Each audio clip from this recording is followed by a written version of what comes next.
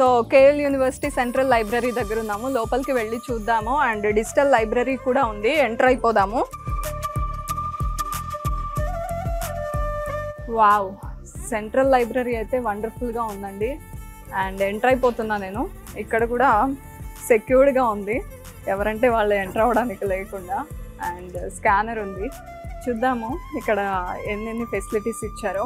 అసలు మీకు ఇక్కడ చూస్తుంటేనే అర్థమవుతూ ఉంటుంది ఎన్ని చైర్స్ ఉన్నాయి, ఎంత మంది రావచ్చు, ఎంత డిసిప్లిన్డ్గా హాయిగా డిస్టర్బెన్స్ లేకుండా చదువుకోవచ్చు, ఇన్ఫర్మేషన్ తీసుకోవచ్చు. మీకు అర్థమవుతుంది ఓవరాల్గా ఎలా ఉందో లైబ్రరీ. ఒక లుక్ వేయండి, ఎన్ని ఫ్లోర్స్ ఉన్నాయో కూడా మీకు అర్థమవుతుంది. కాసేపు చదువుకుని కాసేపు రిలాక్స్ అవ్వడానికి సోఫాస్ కూడా అరేంజ్ చేశారు. అప్పుడప్పుడు ఎంత చదువుకున్నా కొంత రిలాక్సేషన్ కావాలి కదా. సో ఇక్కడ ర్యాక్లో బుక్స్ అన్నీ అరేంజ్ చేసి ఉన్నాయి. లైబ్రరీలో ఆబ్వియస్గా ఇలాగే ఉంటాయి. నాకు నెంబర్ ఆఫ్ బుక్స్ కనిపిస్తున్నాయి. వెబ్ టెక్నాలజీస్ బుక్ కనిపిస్తుంది. అండ్ చాలా బుక్స్ ఉన్నాయి, జావా గురించి ఉంది.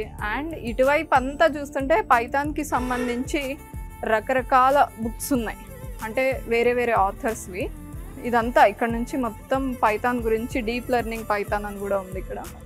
అండ్ ఎవ్రీ ర్యాక్కి ఒక సపరేషన్ ఉండి ఆల్మోస్ట్ ఆల్ అసలు ఈ బుక్ మిస్ అయింది అనేది లేకుండా అరేంజ్ చేస్తారంటండి. నేను కొంత ఇన్ఫర్మేషన్ తెలుసుకుంది ఏంటంటే, ఏం తెలుసుకోవాలనుకున్నా లేదా ఏ సబ్జెక్ట్ గురించి డీప్గా వెళ్ళాలనుకున్నా ఏది మిస్ అవ్వకుండా అరేంజ్ చేయాలి అని అనుకున్నాము. అందుకే లైబ్రరీకి ఇంత ఇంపార్టెన్స్ ఇచ్చి ఇంత పెద్ద సెంట్రల్ లైబ్రరీ అనేది యూనివర్సిటీలో అరేంజ్ చేయడం జరిగింది అని చెప్పారు.